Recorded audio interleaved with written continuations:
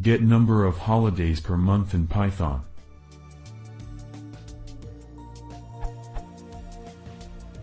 Hello world. I would like to retrieve for each month the number of public holiday. Here is my dataset.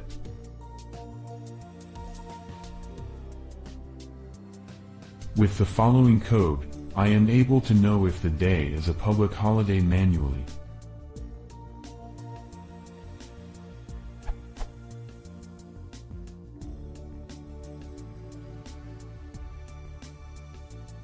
The questions: how can I count for each month number of true values? How can I store the count of true values within the data frame? Expected output.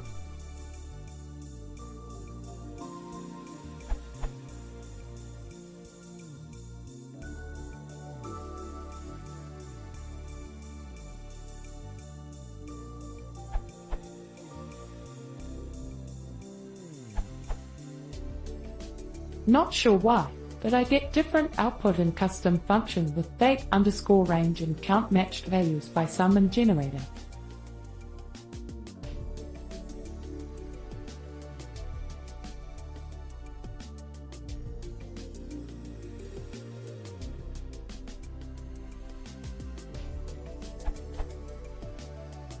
For list of dates of holidays is possible use.